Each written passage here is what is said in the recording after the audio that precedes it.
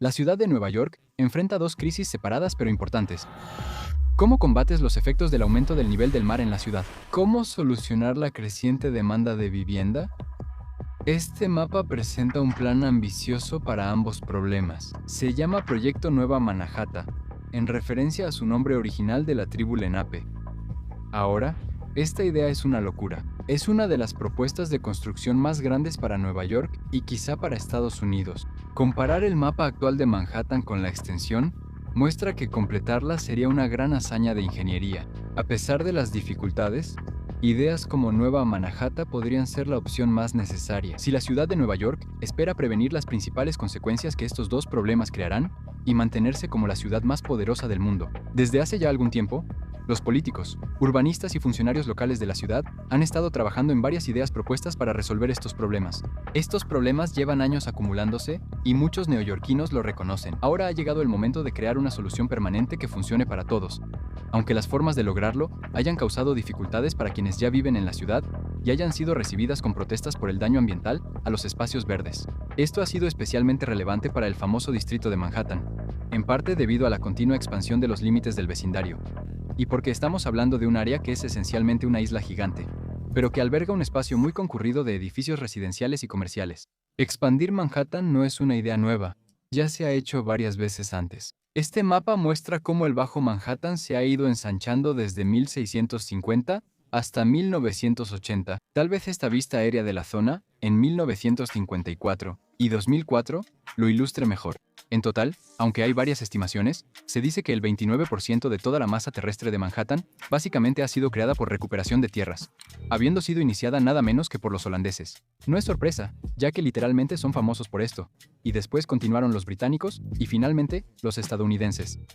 Obviamente, las razones de esta constante expansión se han atribuido a proyectos de remodelación como Battery Park, que comenzó como un puesto militar británico, pero hoy se ha convertido en un parque público y zona residencial. Manhattan también ha visto recuperación de tierras para proporcionar más espacio para construir y ofrecer incentivos económicos para crear más viviendas en la zona. La ciudad quiere frenar la pérdida de población en el norte de Nueva York, ya que afecta a los negocios locales. Aunque estos desarrollos han revitalizado el sur de Manhattan y favorecido la expansión de la ciudad, también plantean dudas sobre cómo proteger la zona de fenómenos climáticos extremos y el aumento del nivel del mar, ya que según la Corporación de Desarrollo Económico de Nueva York, para 2050 el 37% del sur de Manhattan estará en riesgo de marejadas. Para finales del próximo siglo, el nivel del mar subirá a 2 metros y gran parte de esta zona quedará bajo el agua. La expansión de Nueva York hacia las aguas sigue regulada por la Ley de Ríos y Puertos. La Ley de 1899 da al Cuerpo de Ingenieros del Ejército de Estados Unidos autoridad sobre expansiones urbanas hacia vías fluviales comerciales. Pero la dura realidad para la ciudad de Nueva York es que su gente ahora enfrenta un problema que realmente necesita una solución más radical e innovadora. Eso puede ir más allá de simplemente obtener permisos. Ayuda a entender cómo estos problemas se acumularon y por qué. Solucionarlos no será rápido, aunque hay que actuar sin demora. Primero, la ciudad de Nueva York y sus vecindarios circundantes son literalmente las áreas más densamente pobladas de Estados Unidos, siendo también la ciudad estadounidense más poblada, sin señales de que eso vaya a disminuir. Nueva York es reconocida como uno de los principales centros de Estados Unidos en finanzas, cultura y medios, por lo que se le llama la capital del mundo. Ha sido el destino favorito de inmigrantes que buscan una nueva vida en Estados Unidos. E incluso después de que terminó la era de procesamiento de millones de recién llegados de todo el mundo en la isla Ellis, la ciudad de Nueva York, hoy en día, sigue siendo un destino importante tanto para ciudadanos estadounidenses como para inmigrantes extranjeros que buscan oportunidades económicas. Por eso, la población de la ciudad sigue creciendo. Según investigaciones de las perspectivas de la población mundial de las Naciones Unidas, se proyecta que la población de la ciudad de Nueva York siga expandiéndose, y se predice que superará los 20 millones de personas para el año 2030. Por la geografía de la ciudad, no hay dirección definida. Las zonas centrales de Manhattan pueden expandirse para acomodar el flujo constante de personas, excepto hacia el agua. El mercado de la vivienda creció mucho en Estados Unidos desde la pandemia, y en 2022, la proporción entre el precio medio de la vivienda, la renta media y los ingresos alcanzó el 30% por primera vez, con una cifra récord de estadounidenses superando ese umbral. Y esto ha sido especialmente sentido por muchas personas en la ciudad de Nueva York, donde los altos precios de las propiedades y las rentas ya han obligado a los residentes a salir de las grandes áreas metropolitanas de la ciudad en busca de lugares más asequibles para vivir. Pero en lo que respecta al crecimiento de la población, La situación no ha mejorado debido a que la ciudad de Nueva York ha estado construyendo nuevas viviendas a un ritmo mucho más lento en comparación con otras ciudades de Estados Unidos como Chicago y Los Ángeles, y gran parte de la culpa se le atribuye a las restricciones de zonificación y a la gran cantidad de trámites burocráticos que se imponen para construir nuevas casas. En áreas donde las oportunidades de empleo han aumentado, por ejemplo, la tasa de empleo de la ciudad de Nueva York aumentó un 22% en 2020. Aunque esto parece beneficiar la economía local y el empleo, la vivienda en la ciudad solo creció 4% en 13 años. Tampoco ayuda que muchos de los departamentos que se están construyendo ahí sean solo de lujo, con precios increíblemente altos que terminan quedándose vacíos. Esto ha provocado tanto un aumento masivo en el costo de la renta como una escasez continua de viviendas, al grado de que solo se registró una tasa de vacancia del 3% de viviendas disponibles en la ciudad de Nueva York en 2023. Pero para empeorar las cosas, la ciudad de Nueva York no solo ha sido lenta en la construcción de nuevos lugares para vivir, sino que, de hecho, la ciudad también está perdiendo departamentos, justo en un momento en que el precio de la vivienda ha aumentado. Por la falta de espacio en la ciudad, algunos residentes ricos compran y combinan varias unidades para vivir en lugares más grandes. Se calcula que desde 1950 se han perdido al menos 100.000 departamentos por este problema. Además, el aumento del nivel del mar amenaza la supervivencia de Nueva York. Quienes no han vivido ahí suelen no ver la ciudad como afectada por desastres naturales o clima extremo, a diferencia de ciudades de Florida o Texas. Pero de hecho, está en una posición muy vulnerable cuando se trata de tormentas violentas combinadas con el aumento del nivel del mar.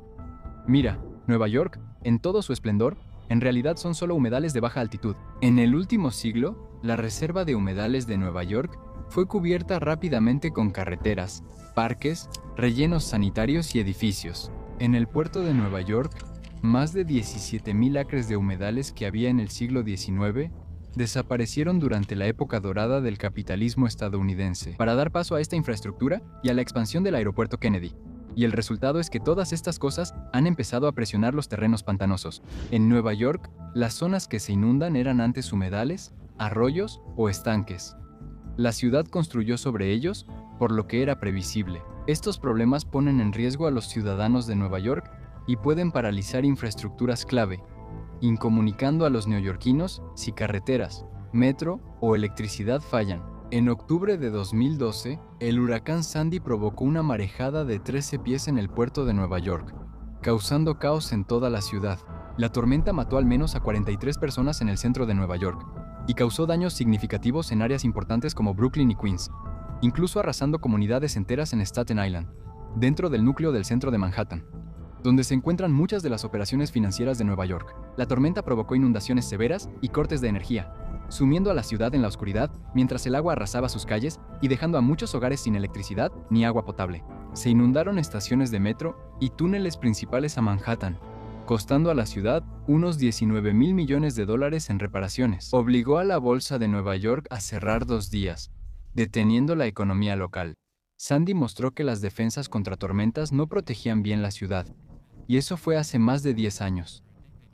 Poco ha cambiado desde entonces. El huracán Sandy no fue solo un caso aislado. En agosto de 2021, la tormenta Henry y el huracán Ida causaron fuertes lluvias en Nueva York y crecieron temores de otro huracán como Sandy, pero aún más intenso. De hecho, expertos en medio ambiente y desastres naturales han estado monitoreando de cerca qué efectos tendrá el clima severo en el futuro sobre la ciudad de Nueva York, y algunos de sus hallazgos han sido bastante inquietantes, exponiendo los defectos de diseño en la forma en que se han construido partes de la ciudad y por qué. Se necesitarán soluciones urgentes para arreglar esto. Por ejemplo, cuando el huracán Sandy azotó la ciudad de Nueva York, la marejada ciclónica se canalizó desde el puerto hacia estas zonas históricamente bajas de las que estaba hablando. Los canales de marea y bancos de lodo que absorbían el agua desaparecieron hace tiempo, reemplazados por edificios y calles de concreto. Sin una salida natural para que el agua se vaya, la ciencia ha demostrado que simplemente llenará las calles y seguirá causando daños hasta el punto de que estas áreas se vuelvan peligrosas para que las personas vivan y trabajen ahí. Si también tomamos en cuenta la baja línea costera de Manhattan, no solo está junto al agua, sino que en muchos lugares prácticamente no hay espacio entre la orilla del agua y los edificios cercanos. Expertos predicen que para 2040, el aumento del nivel del mar y tormentas inundarán calles, edificios, casas y estaciones de metro si no se aplican medidas de protección climática. A finales de siglo, las mareas altas e inundaciones serán tan graves que el agua llegará hasta 3 cuadras tierra adentro, alcanzando la calle Pearl y zonas comerciales y financieras de Nueva York. Si nada cambia, inevitablemente causará enormes daños económicos, condenando esencialmente la reputación de la ciudad como uno de los lugares más importantes del mundo, y pondrá en duda si debería albergar las instituciones financieras y empresariales de Estados Unidos si no pueden ser protegidas. Pero si hubo una consecuencia positiva que surgió de la devastación causada por el huracán Sandy, es esa. Tanto la ciudad de Nueva York como el gobierno de Estados Unidos han comenzado a implementar planes para proteger el estatus de la ciudad y garantizar la seguridad de sus residentes ante desastres naturales. En menos de un año después del huracán Sandy, Obama lanzó la iniciativa Rebuild by Design para dirigir fondos y recursos federales a reconstruir zonas vulnerables de la ciudad, proteger los recursos empresariales de Nueva York ante tormentas y modernizar infraestructura y espacios habitables. En 2019, el gobierno de Nueva York asignó cerca de $900 millones a proyectos para proteger Manhattan en el Estudio de Resiliencia Climática del Bajo Manhattan. El estudio tenía como objetivo realizar una evaluación de riesgos a gran escala, resaltar los puntos más vulnerables de la ciudad y proponer qué medidas podrían tomarse para protegerlos. Aunque se determinó que las áreas alrededor de Battery y el puente de Brooklyn serían un desafío para proteger y requerirían más estudios, el proyecto sí identificó soluciones sobre cómo proteger más del 70% de la costa de Manhattan, presentando varias propuestas y 4 ideas clave de proyectos. Una de estas propuestas, el proyecto de resiliencia costera de Battery Park City, tiene como objetivo mejorar el drenaje alrededor de Battery Park, para evitar la acumulación de agua de inundación.